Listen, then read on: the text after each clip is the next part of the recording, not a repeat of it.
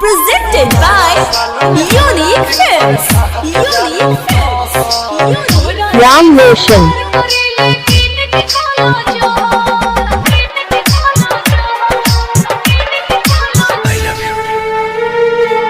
छोड़ा हमार हाथ।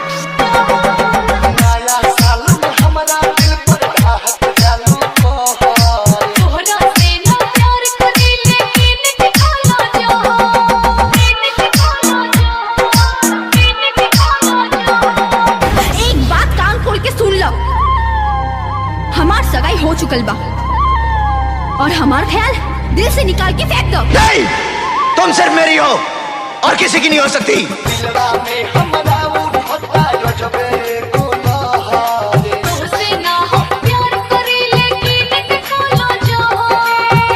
संगीत से सजौले बानी Ram Roshan.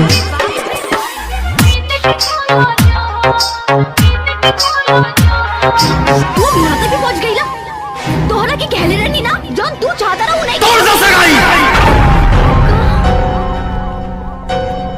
एगो अंगूठी पहिरा दिला से अगर तू ओकर हो जाइबो तहिला हमरा हाथ से पहिला अंगूठी, तब तो तू हमार हो जाइबू ना। आवत रहलो खादावा से सबरी तोड़ के को ना जात रहलो हमारा के छोड़ के राम कर सरोज पहाड़ बने दीवाली बैठा रहनी है तू काट दी हलू डाली काट दी हलू डाली। नजर से दूर हम बने मजबूर, हम दोनों के बीच अगर कोई आया तो समझो वो मर गया। नजर से दूर हम बने मजबूर। दिल पर हमारा तीर चला के जान पिया के सामान तोहरा से ना प्यार करी लेकिन दिखाला जाती। Ram Roshan. Ram Roshan. Ram Roshan. Ram Roshan. Ram Roshan. चुप, एकदम चुप। Presented by Unique Films. Unique Ram Roshan Kumar Rajan. Ram Roshan Kumar Rajan. Ram Roshan Kumar Rajan. सिर्फ और Ram सिर्फ राजा Roshan के की जरा सुनिए तो राजा से होकर क्यों छीन नहीं सका। इन हाथों ने सिर्फ हथियार छोड़े हैं, चलाना नहीं भूले। अगर इस चौखट पर बारात आई तो डोली की जगह उनकी अर्थियां उठेगी और सबसे पहले अर्थी उसकी उठेगी जिसके सर पर सहरा होगा।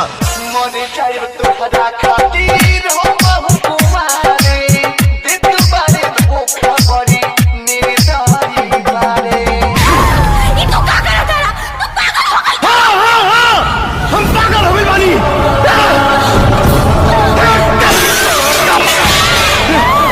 पागल हो गए बानी।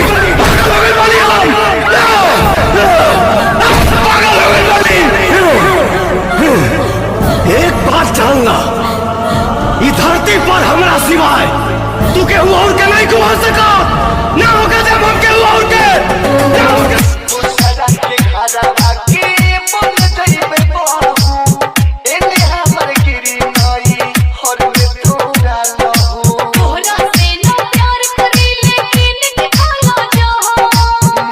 Ram Roshan.